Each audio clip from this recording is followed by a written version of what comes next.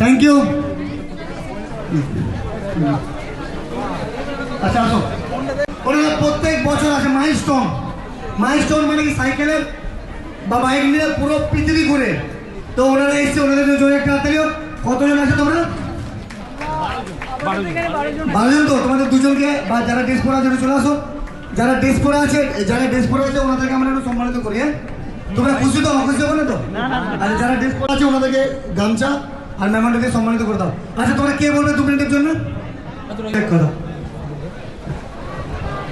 নমস্কার সবাইকে।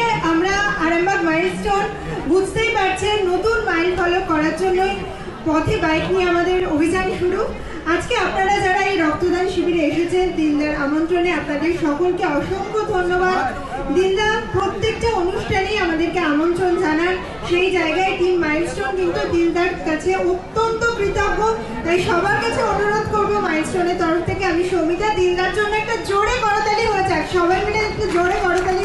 আমি এখানে আস্তে আস্তে শুনছিলাম যে দিলদা মানুষের পাশে কিভাবে থাকেন, মানে মানুষের সঙ্গে থেকে কিন্তু দিলদা প্রত্যেকটা মানুষকে নিজের দিলে রাখে। কি আমি ঠিক বললাম তো? সবাইকে প্রত্যেককেই কিন্তু দিলদার কাছ থেকে অসংখ্য উপকার পেয়েছেন এবং সেই জায়গা থেকে আমরাও প্রত্যেক বছর আসি। দিলদা যতবার আমন্ত্রণ জানান আমাদেরকে, আমরা এর আগের বার রক্তদান শিবিরে উপস্থিত ছিলাম এবং আমাদের জাস্ট 3 মাসও হয়নি, সেই কারণেই সমস্যার জন্য এবার আমাদের যে সমস্ত মেম্বাররা রক্তদান করেছেন তারা এসে দিয়ে গিয়েছেন রক্ত।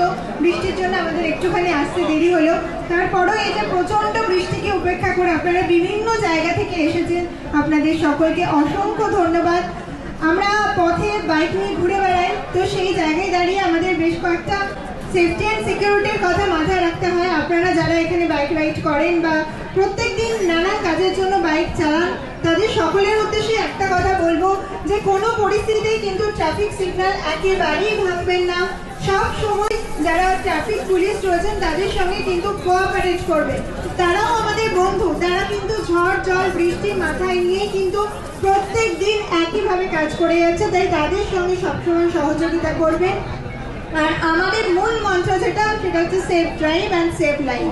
তাই সব সময় বাইক চালানোর সময় হেলমেট ক্যারি করবেন। যিনি পিলিয়ান রয়েছেন তার কমফর্ট জোনটা দেখবেন, নিজে ভীষণ শান্তভাবে বাইক চালাবেন।